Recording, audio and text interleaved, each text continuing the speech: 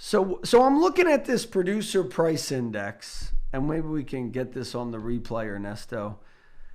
So I see nothing happening, then it's shooting up. It's almost like, the inflation chart since 1927, and now it's spiking up. Is that a temporary spike, or is it more of an enduring spike? Well, that's a big question, and I think it depends on what happens to the dollar. If the dollar falls or stabilizes, if the price of gold stabilizes, then it's temporary. But if the price of gold continues to rise, and I'm talking about the price of gold corrected for the geopolitical influences, that's a big story in itself. How do you make that correction? But once you make that correction, the price of gold is rising now, and if it continues to rise for a long time, then that is certainly a very serious problem and eventually leads to hyperinflation. Historically in the US, the government has always intervened to stop it from continuing sooner or later, but it can go on for a long time before they stop it. And they would do that through raising interest rates or what? Well, that is a very widely believed story, but I don't think that is where it happened. The key time to study this is 1980. As you know, the 1970s were a period of accelerating inflation, and it was a very serious problem that politicians could not deal with at all. And then in 1980, Reagan became a candidate for president, and he advocated returning to the gold standard in his manifesto. And that stopped the fall in the dollar dead. And people continued to believe that Reagan might actually do this during his presidency, but he actually never did. But it did stop the acceleration of inflation very successful. So the price of gold was rising to a peak, and it was in February of 1980 that it peaked. $800 an ounce in those days was a very, very big deal. Wouldn't mean anything now. And then it started falling, and it fell pretty rapidly all the way through the 1980s into the 90s. So we had huge inflation until 1980, and after that we've had disinflation or even deflation. Deflation in the price of gold or deflation in general? In general. The price of gold is a leading indicator of what happens to all the other prices in the system. In practice, prices are pushed up by labor costs, and so they don't fall as much as the price of gold falls. But we had certainly disinflation in the general level of prices from the 1980s through the 1990s and even beyond. Fascinating. So, folks, call us today, 888-988-JOSH. Get your free Income for Life blueprint and your very own financial game board. You will have a unique personal finance tool where we will outline everything, your protection, your savings, and your growth components, along with cash flow. When was the last time your life was organized, coordinated, optimized from a protection, savings, and growth mentality? When is the right time to do a Roth? When should you take your pension? When should you take Social Security? All these things and more. Call us today, 888-988-JOSH, and we'll schedule you a 45-minute financial blueprint. 888-988-JOSH. We'll be back after these messages with David Ranson and more. This is Josh Jelinski, the financial quarterback, and we're coming to you live talking about any and every financial question you have with David Ranson, world-renowned economist, talking about his favorite indicators. So we're learning something, the producer price index by commodity. So if I'm looking at this chart, to be predictive, to figure out, kind of like what Wayne Gretzky said, I want to go to where the puck is going, not where it is today. What do you think is going to happen?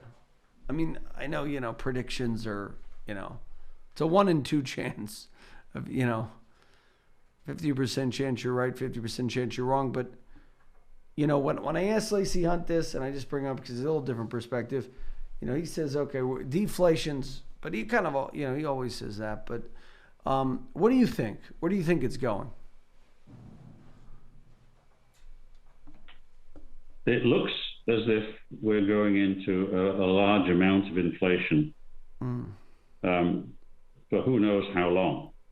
It only stops when the government does something to stop it. But the government, we have to assume, and I'm not confident about this, that the government is wise enough to know how to stop it and competent enough to actually do it.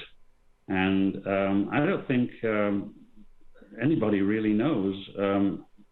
I think they'll try all sorts of things, as different presidents did during the 1970s, and all the way until Reagan. And Reagan put his finger right on the very magic button, and suggesting that the dollar should be tied back to gold, and that it was a mistake to leave the gold standard.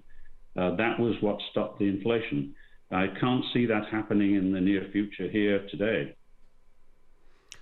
Well, I mean, I'm not you, but as I'm looking, I am pretty good at pattern recognition.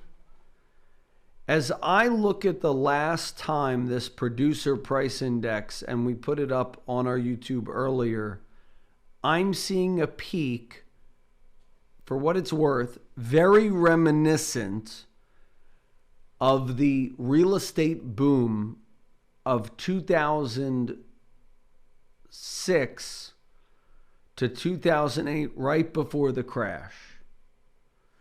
When you had cheap money, low interest rate, and the fundamental belief that real estate was a great place to be, kind of a safe haven. People were sort of beginning to lose a little trust in the stock market. There were some scares in 07, scares in early 08, and then boom, it fell off of a cliff.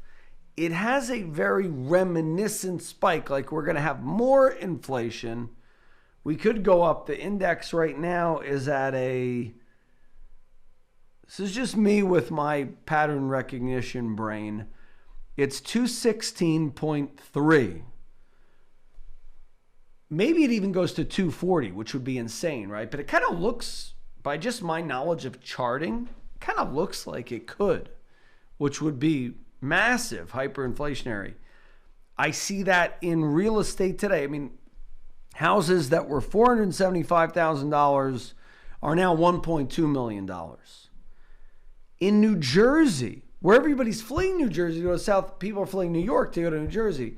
Real estate prices in New Jersey went up. So I wonder how much of this activity is related to the mass exodus of cities to suburbs due to the pandemic, and how much is due to people fleeing certain areas. So they're building, they need lumber, they need paint. They were repainting their house because they were bored.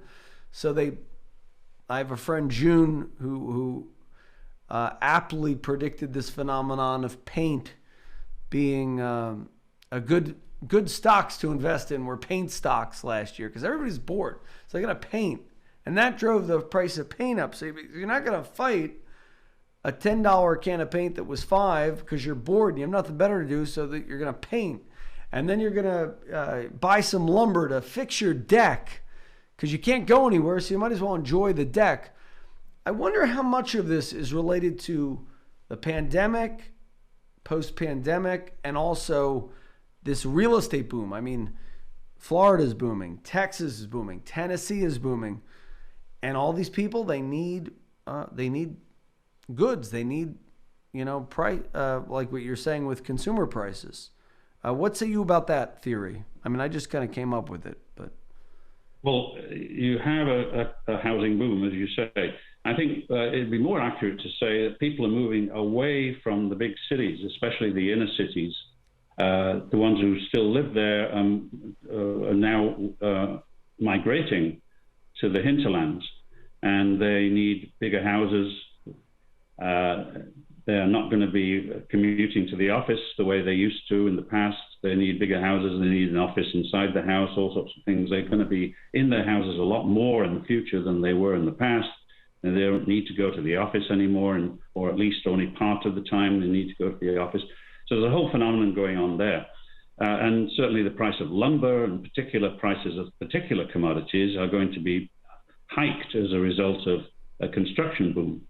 But that's just a piece of the economy. It's not the whole economy. And the reason I don't use commodity prices to measure inflation is twofold. The reason here is that it's not clear which commodity you want to put weight on. If you do use commodities, you need a broad index of all the commodities that are being bought and sold throughout the world. And there are such indexes. But I wouldn't just rely on a single commodity like lumber or copper. No, but is this producer price index by commodity? That's all commodities, correct? No. Well, I'm sorry. The title of the index has misled you. It's called the Producer Price Index, all commodities. That's the official name adopted by the Bureau of Labor Statistics. But actually, they use the word commodities to mean goods. They mean all goods, not just commodities. That's a small part of the whole goods market. They just use the words that way. It's a technical term that is not obvious to you and me. I use the word commodity to reflect things that are clearly bought and sold in large quantities, the obvious things. I don't use the word commodities the way they do. So we've got to be careful with the titles given to these indices. Yeah, They also call the consumer goods price index that I'm talking about, but they also use the phrase all commodities. Actually, consumers buy relatively few commodities. They're referring to all the goods that the consumer buys, not just the commodities. But why am I wrong? Meaning, the post-pandemic, so I just see all these prices are going up because people are wanting to spend money on whatever, their real estate, meaning like it's a real estate boom. I mean, every place I'm going to, every group of people I'm talking to in the country, okay, Alaska has a boom because people are going to Alaska. New Jersey has a boom because people from New York are moving to New Jersey. Florida has a boom for obvious reasons. Texas is having a boom. They're talking about Idaho as the place to go. Idaho, exactly. Everywhere you go, except like New York and California, you're sort of seeing this great migration, which to me fuels all kinds of goods that one would buy, from paint to lumber to, well, now you used to live in the city, right? So now you need a car. So you're going to buy a car now because you used to take mass transit. You know what I'm saying? I don't know. Maybe I'm missing something. Yeah. I'm not saying you're wrong. I'm saying that that's part of the story, but there are commodities and goods that are not involved in the migration. In fact, the majority of all the goods in the economy are not directly involved in the migration that we're talking about. So this is a matter of a rise in the relative price of certain commodities that are heavily involved with building houses and other things that are involved when you move and buy a house in another location. I would say that the prices of goods in the inner city, to the extent they're separate from the prices of goods outside the city, are going to go down. But are they interviewed in the subset though? Meaning, I wonder if they're being, like, if there's nobody there to not, you know, when you're knocking, you work for the BLS and you're calling these people and they're not picking up because the businesses were shut down. Does that affect the number? Like, how do they get weighted? or do they just get thrown out? So then maybe that's why it says 2% a month, because the people who are, the prices have fallen. They're just not in business anymore. No, they'll have to shift towards people who are still there in the inner city, and they'll be a different kind of people. Yeah. But they still have respondents, and they'll just have to change the sample of respondents, and they'll turn out, I think over time, there'll be lower and lower income respondents in the inner cities, and lower and lower income people, of course, buy cheaper and cheaper goods. It's really going to be sad what happens to the cities in the U.S. in particular. I don't know many people who want to move into cities. Do you? No, people are afraid of living in cities, but I think it's a tragedy. The cities are one of the most wonderful things the human race has ever created, particularly the modern cities of skyscrapers. They're wonderful things. But we can't control the human race. Inside a city, the crime wave, I think, drives people out. It's been happening for decades already, and this is a big acceleration in the same phenomenon. Yeah, I mean, it was amazing how many people wanted to live in cities. You know, the boom of New York, even after leaving Wall Street, Silicon Valley came in. Amazon, Facebook, they had problems with Amazon going into Queens, but I still think made a big imprint there. So very interesting stuff. We're with David Ranson. The preceding program was sponsored by the Jelensky Advisory Group. Any awards, rankings, or recognition by unaffiliated third parties or publications, including 5-Star Wealth Manager, Advisory of the Year finalist by Senior Market Advisor, and Top of the $1 Million Roundtable, are in no way indicative of the advisor's future performance or any individual client's investment success. No award, ranking, or recognition should be construed as a current or past endorsement of Josh Jelensky or Wealth Quarterback LLC. Information regarding specific awards, rankings, or recognitions is available on the Wealth Quarterback website at www.jelensky.org. All investment strategies have the potential for profit or loss. Investment strategies such as asset allocation, diversification, or rebalancing do not assure or guarantee better performance and cannot eliminate the risk of investment losses. There are no guarantees that a portfolio employing these or any other strategy will outperform a portfolio that does not engage in such strategies. This broadcast should not be construed by any client or prospective client as a solicitation to effect or attempt to effect transactions in securities or the rendering of personalized investment advice. Due to various factors, including changing market conditions, the information discussed in this broadcast may no longer be reflective of current positions or recommendations. While information presented is believed to be factual and up to date, Josh Jelensky and Wealth Quarterback do not guarantee its accuracy, and it should not be regarded as a complete analysis of the subjects discussed. The tax and estate planning information discussed is general in nature, is provided for informational purposes only, and should not be construed as legal or tax advice. Listeners should consult an attorney or tax professional regarding their specific legal or tax situation. Advisory services offered through Wealth Quarterback LLC.